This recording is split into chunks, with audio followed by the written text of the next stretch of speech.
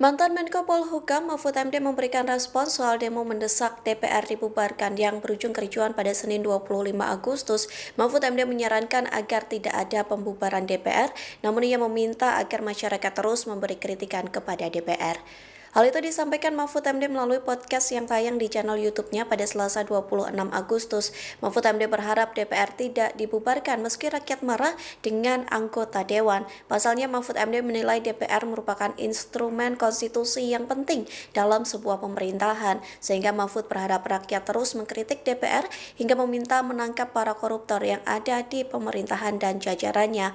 Mahfud pun memahami demo yang digelar pada Senin 25. Download Tribun X sekarang, menghadirkan lokal menjadi Indonesia.